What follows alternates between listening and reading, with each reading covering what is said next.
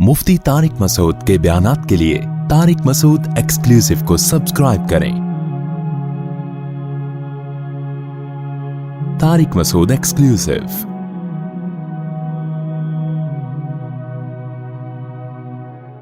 तो आप बताओ, क्या अल्लाह अपने नेक बंदों को, जिन्होंने अल्लाह के लिए कुर्बानियां दी, जिन्होंने नजर झुकाई किसके लिए? अल्लाह। सारी दुनिया औरत गुजरने पर उसको ताड़ ताड़ के देखते हैं, जिना करते हैं, लड़कियों से दोस्तियां लगाते हैं। इसने कहा ना ना ना, मेरा रब इस अमल पे राजी नहीं होता, मैं औरत की तरफ निगाह उठा के नहीं देखूंगा। सारी दुनिया नशे में, शराब में, कोई आइस ले रहा है, कोई क्या कर रहा है, कहता है ना ना ना ना, मैं सुकून के लिए वो तरीका इख्तियार नहीं करूंगा जो मेरे रब ने मुझ पे हराम कर दिया।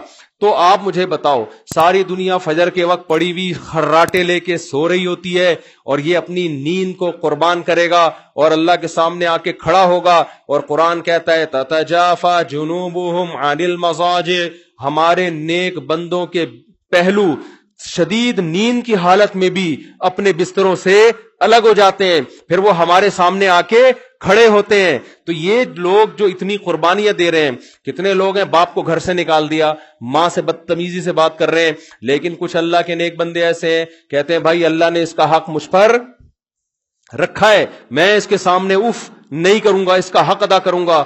ऐसे ऐसे लोग भी, ये बाप 10 साल से कौमा में है और 10 साल से बाप की खिदमत कर रहे हैं, वो पेशानी पे कभी लकीर नहीं आती।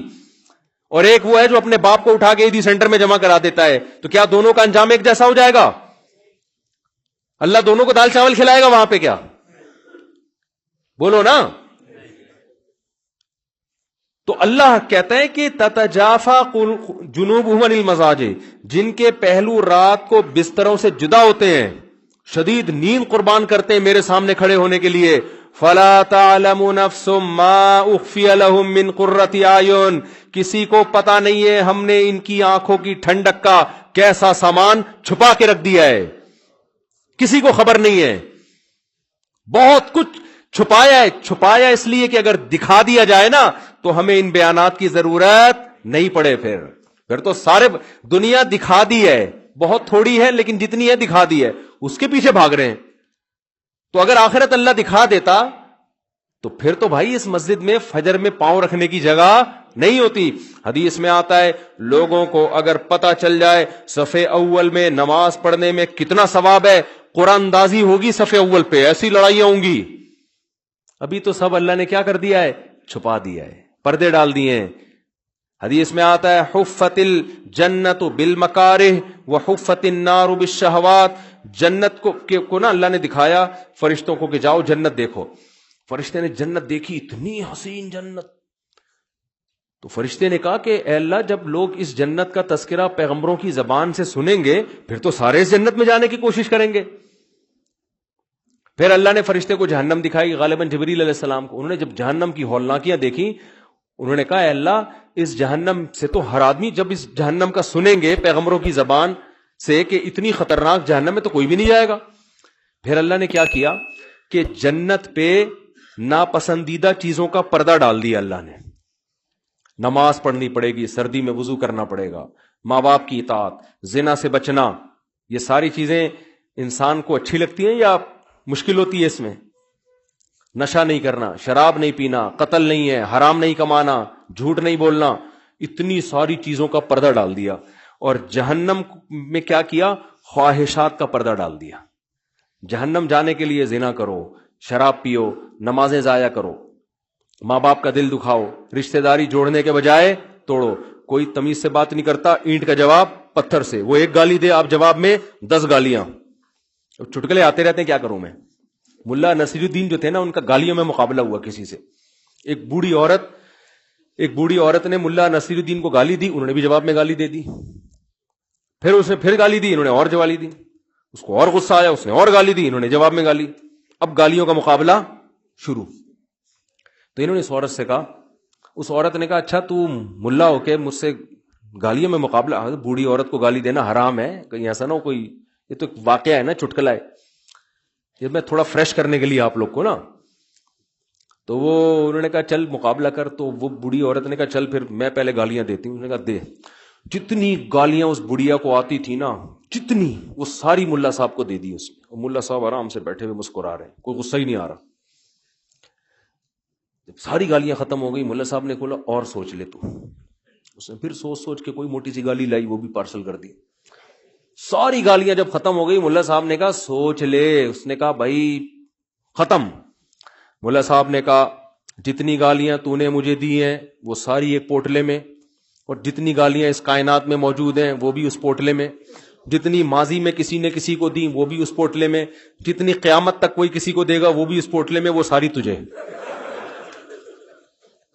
اب بڑھیا کو غصہ آیا، اس نے بولا الو کے پٹھے. انہوں نے کہا پوٹلے میں، یہ پہلے سے آلریڈی اس پوتلے میں. اس نے کہا بغیرت. انہوں نے کہا پوٹلے میں. یعنی گھوم کے کہاں جا رہی ہے؟ واپس. یہ میں اس لیے بتا رہا ہوں کہ جو غصہ کر لیتا ہے نا، وہ پھر وہ مقابلہ نہیں جیت سکتا. مقابلہ ہمیشہ وہ جیتتا ہے جو غصہ نہ آنے دے. کیا خیال ہے؟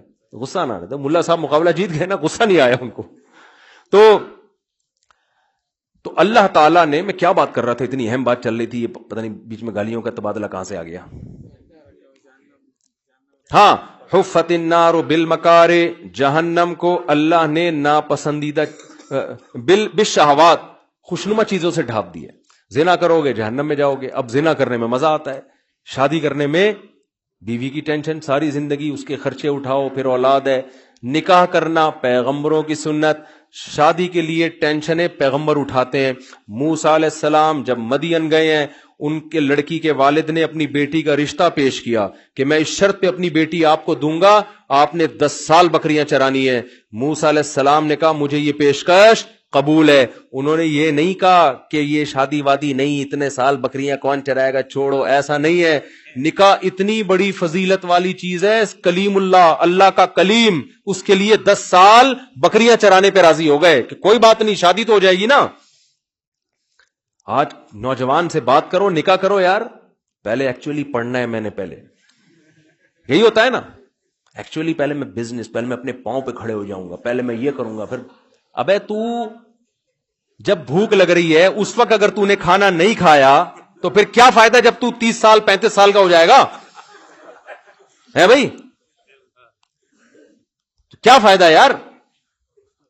ابھی میں کیا اس میں ڈیٹیل میں جاؤں، اب واقعہ سناؤں آپ لوگوں کو، مسجد ہے، مناسب نہیں ہے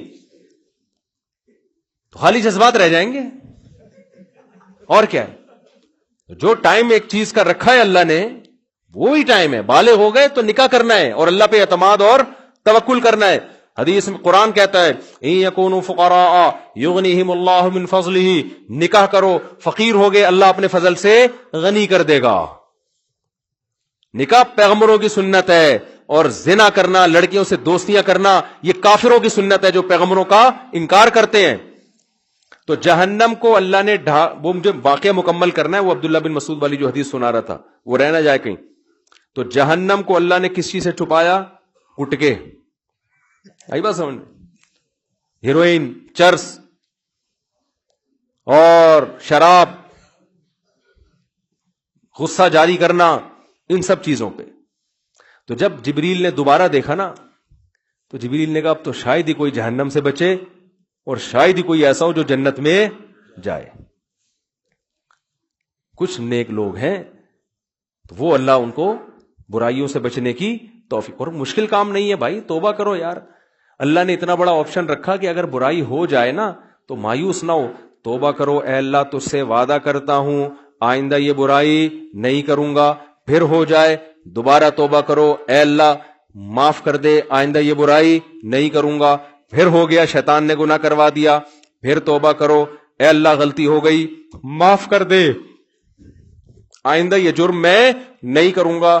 حدیث کا مفہوم ہے انسان توبہ کر کر کے تھک سکتا ہے، اللہ معاف کر کر کے نہیں تھکتا. کوشش تو کرے بھائی برائی چھوڑنے کی، گناہ چھوڑنے کی. تو اللہ، میں مثال دے رہا تھا کہ کوئی تھوڑی سی جس میں غیرت ہوتی ہے نا اور وہ پیسے والا بھی ہو، وہ کنجوسی کا تانا برداشت نہیں کرتا. اب آپ مجھے بتاؤ، اللہ کہہ رہا ہے میرے نیک بندوں کو میں یہ دوں گا، میں یہ دوں گا، میں یہ دوں گا، اور جب آپ نے اللہ کے لیے قربانی دی، فجر کی نماز جماعت سے پڑھی، تبلیغ میں وقت لگایا، آپ نے اللہ کے راستے میں نکلے گھر سے، داڑھی رکھ لی آپ نے، نظر کی حفاظت کر لی آپ نے، حرام آمدن کو چھوڑ دیا، باپ کا احترام، بیوی سے محبت سے بات کرنا شروع کر دی. آج لوگ دوست جو طاقتور ہوتا ہے اس سے تو بڑی تمیز سے بات کرتے ہیں، جب بیوی نے تھوڑا سا الٹی سیدھی بات کی رکھ کے چماٹ مارا، اور دوستوں کو آ کے بتا رہا ہوتا ہے ابے تیری بھابی میرے سے الٹے طریقے سے بات کرے، میں رکھ کے کیا لگاتا ہوں. بھائی تو اپنے باس سے بھی اس طرح کر کے دیکھ لینا، جو تیرا باس ہے الٹی بات کرے تو رکھ کے لگانا چماٹ. تو ایک لگائے گا وہ 6 لگائے گا، وہ بھینس والا واقعہ ہو جائے گا، وہ پہلے پھونک مارے گا تجھے. وہ ایک آدمی کو حکیم نے کہا کہ بھینس کو جمال گوٹا کھلاؤ تو اس کو جلاب آئیں گے تو پیٹ صحیح ہو جائے گا. تو اس نے کیا کیا، حکیم نے بتا دیا کہ پائپ میں جمال گوٹا رکھ کے نا، بھینس کے منہ میں پائپ رکھ کے یہاں سے پھونک مارنا، زور سے پھونک مارے گا تو وہ جمال گوٹا اس کے پیٹ میں جائے گا، اس کو جلاب ہو جائیں گے. اب اتنی زیادہ بھینس کی تو مقدار بھی بہت زیادہ ہے نا، 8-10 گولیاں اسے رکھ دی. حکیم صاحب مطمئن کہ بھینس کا پیٹ صاف ہو گیا ہوگا، لیکن کئی دن ہو گئے بندہ ہی نہیں آ رہا. تو حکیم صاحب اس کے پاس گئے، دیکھا وہ چارپائی پہ لیٹا ہوا، ہڈیوں کا ڈھانچہ بنا ہوا ہے، جلاب لگے ہوئے ٹائٹ. حکیم صاحب نے بولا تو مجھے یہ بتا تو نے بھینس کے منہ میں پائپ رکھا تھا؟ اس نے کہا رکھا تھا. اس میں جمال گوٹا ڈالا تھا؟ اس نے کہا ڈالا تھا. پھونک ماری تھی؟ اس نے کہا ماری تھی. کہہ رہے پھر ہوا کیا؟ کہہ رہے اس نے پہلے مار دی تھی پھونک.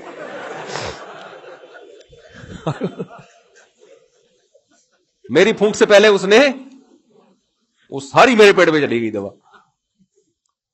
تو میں کیا کہہ رہا تھا، یہ واقعہ کس پہ آیا ہے؟ وہ تو واقعہ ہو رہا تھا، یہ یہاں کہاں سے آ گیا؟ یہ چٹکلا بھی تو کسی وجہ سے آتا ہے نا دماغ میں، ایسے تو نہیں آتا.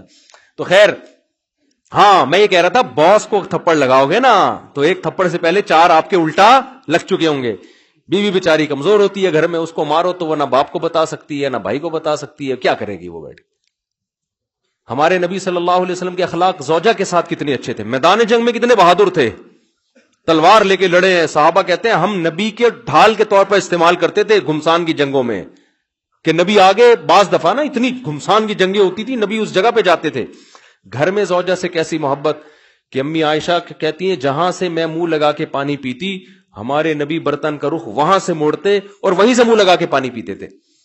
آج غیرت دکھا رہا ہے ساری گھر کے اندر، اور وہاں چنگیز خان بنا ہوا ہے، دوستوں میں بیٹھا ہوتا ہے، کتنے اخلاق سے ہاں ہاں ہاں گپ شپ چل رہی ہے گٹر کے ڈھکن پہ بیٹھ کے، اور وہ باتیں ہو رہی ہیں. کراچی میں تو یہی ہے نا، اسی وجہ سے کچھ ڈھکن باقی رہ گئے ہیں گٹروں میں. تو اور جب گھر میں آئے گا تو جیسے ہلاکو خان نے بغداد پہ حملہ کر دیا ہے. تو حدیث میں آتا ہے سب سے اچھے اخلاق گھر والوں کے ساتھ ہونے چاہیے. تم میں سب سے اچھے اخلاق کس کے ساتھ ہونے چاہیے؟ باہر والے بعد میں ہیں. تو جلدی سے بات کو سمیٹ کے میں ختم کرتا ہوں. مجھے توقع نہیں تھی میں اتنی لمبی بات کر لوں گا، آج اتنا گلا میرا خراب اور طبیعت صبح سے سیٹ نہیں تھی. میں نے کہا 10 منٹ بات کروں گا، تو یہ آپ کے شوق میں اللہ نے اتنا بلوا دیا مجھے آج. تو اب مجھے ایک بات بتاؤ کہ جو اللہ اتنے بڑے بڑے وعدے کر رہا ہے کہ جو میرے لیے قربانی دے گا، زنا سے بچے گا، برائی سے بچے گا، نماز پڑھے گا، روزہ رکھے گا، تو میں اس کو ایسی ایسی نعمتوں سے نوازوں گا.